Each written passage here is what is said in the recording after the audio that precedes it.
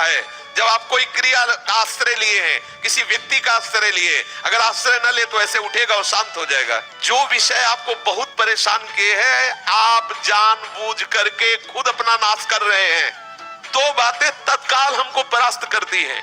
सच्ची मानिए, एक बार इस मन पर विजय प्राप्त करने की चेष्टा कीजिए। यदि आपके मन में काम आता है और आपने किसी से भी ऐसा संबंध रखा है, किसी क्रिया से, किसी व्यक्ति से, तो ये मन आपको वहीं जाके खड़ा कर देगा।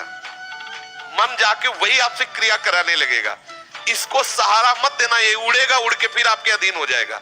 जैसे जल जहाज का कौवा उड़ करके विश्राम जल जहाज में ही पाएगा, कितना उड़ेगा। अगर उसको कहीं कोई और जहाज या टापू मिल जाए तो वहां बैठ जाएगा। ऐसे ही आपका मन उड़ेगा, विषयों में जाएगा, पर आप कहीं कोई ऐसा स्थान ना हो, कोई व्यक्ति ऐसा ना हो, कोई क्रिया ना ऐसा हो जिससे मन को आश्रय दिया हो, फिर वो कर बैठेगा, वो वहां पहुंच जाएगा, वो वहां खड़ा कर देगा आपको। आश्रय न देना तो ये उड़ करके फिर आ जाएगा। बहुत सूक्ष्म बात है।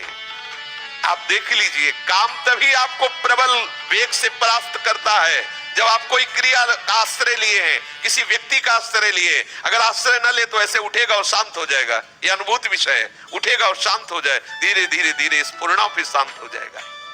हम क्या करते हैं, कोई न कोई क्रिया, कोई न कोई दृश्य, कोई न कोई व्यक्ति, कोई न कोई शरीर आश्रय ऐसा लिए हुए हैं जिससे मन हमको विवश कर देता है, और वैसी चेष्टा उस व्यक्ति के पास पहुंचा देना, वैसा दर्शन, वैसी बात मन फिर हमारे अधीन नहीं, फिर हमें मन के अधीन होना पड़ता है।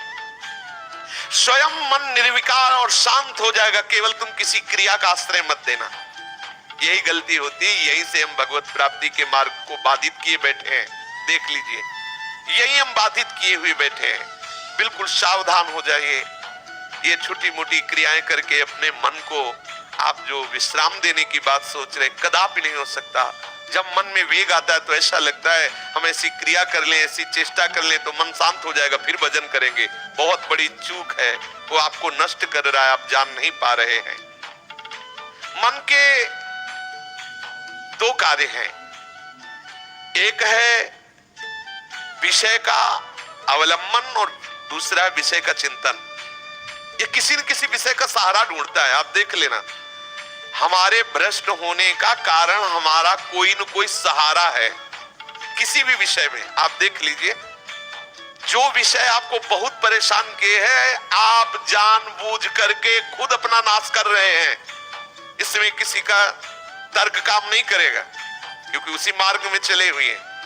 आप यदि आश्रय नहीं दिए हैं, आपने किसी क्रिया या किसी व्यक्ति का आश्रय नहीं दिया है, तो आप कुछ ही दिनों में निर्विकार हो जाएंगे, आपका मन शांत हो जाएगा। यदि कोई क्रिया या किसी व्यक्ति का आश्रय दिए तो आप फिर नष्ट हो जाएंगे। मन की दो चाल है। सबसे पहली चाल, वो आश्रय पकड़ता है। भूख लगी तो किस घर में जाएंगे तो हमें वहां हमारे मनोनुकूल भोजन मिल जाए। पहला आश्रय पकड़ता है, क्रिया, वस्तु। फिर उसका चिंतन करता है। दोनों बातें तुम्हें काटनी है, तभी आप इस पर विजय प्राप्त करोगे। जहां समझ में आया कि अच्छा काम वेदना जागृत हुई, तत्काल वो आश्रय आएगा आपके सामने। देख लेना, सूक्ष्मता की बात है। सबसे पहले विकार आते ही आपके सामने आश्रय आएगा। उस व्यक्ति से मिला जाए या वो क्रिया की जाए, वो आपके सामने रखेगा आश्रय। मिटाओ तत्काल उस आश्रय को। नहीं नहीं, श्री हरि चरणों में, प्रिया चरणों में तत्काल आश्रय अपने जो गुरु कृपा से ले रखा है उसमें आ जाओ तत्काल। उस विषय के आश्रय में मत टिकना। और चिंतन, तत्काल चिंतन बदलो, नाम कीर्तन करो। नाम जब ये दो हैं, एक आश्रय और एक चिंतन, दोनों को नष्ट कर दो। अगर मन तुम्हारे अधीन ना हो जाए तो बताना, मन शांत हो जाए। और हम गलती क्या करते हैं, इसी मनी राम के बहकावे में गलियों में भटकते रहते हैं। विषय चिंतन और विषय आश्रय। ये शरीर भी एक नगर है, ये 9 द्वारों वाला एक नगर है। हम इसी में भटकते रहते हैं। संकल्पपुर में, देहपुर में रहते हैं। हम वृंदावन में कहाँ रह रहे हैं। वृंदावन में तो प्रिया प्रीतम गलभैया दिए सहचरियों के साथ अद्भुत रस की वर्षा कर रहे।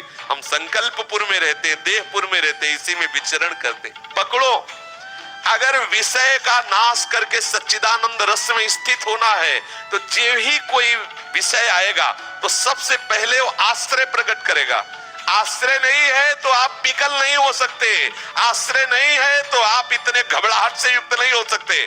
ऐसे आया गया। आप तभी विकल होते, तभी परास्त होते जब आपने आश्रय दिया। जैसे आपके अंदर कोई भी वेदना जागृत होगी तो आपके सामने वो आएगा, ये क्रिया कर लो, उस व्यक्ति से मिल लो, चलो वहां चलते हैं, बस उसी को काटना है आपको, क्योंकि आप भगवत मार्ग के पथिक हैं, आप परम सच्चिदानंद पद में जाने वाले हैं। इसलिए देखो, बहुत सुंदर सूत्र है, बहुत सुंदर। दो बातें तत्काल हमको परास्त करती हैं। उस विषय का आश्रय चिंतन, पीछे भोगे हुए या सुने हुए या भोगने की लालसा से संबंध बनाए हुए, उनको मिटाना होगा यदि आप वास्तविक परमार्थ में चलना चाहते हो। जहां आश्रय है, समझ लो ये व्यक्ति, ये क्रिया, ये वस्तु, तत्काल काट दो, उसे मिलो मत, उस व्यक्ति से संबंध हटा दो, उस क्रिया को कभी मत करो। ऐसा मानो मेरे हाथ टूट गए, बिल्कुल नहीं, बिल्कुल नहीं, आप निर्विकार हो जाएंगे। इतनी शीतलता, इतना आनंद कि आप नाचोगे एकांत में। सच्ची मानिए, एक बार इस मन पर विजय प्राप्त करने की चेष्टा कीजिए। इसके दो सूत्र हैं, पहला है आश्रय, दूसरा चिंतन। दोनों को मिटा दीजिए। जहां आश्रय उसे मिटा दीजिए, चिंतन श्री हरि प्रिया का चिंतन। अगर नहीं हो रहा तो कीर्तन करो, पद गायन करो, कुछ नहीं बन रहा हट जाओ, ऐसे के संग में हो जाओ जहां कीर्तन, जहां भगवत वार्ता, भगवत चर्चा, ऐसे उपासक से जो निर्विषयी है उसका संग करो।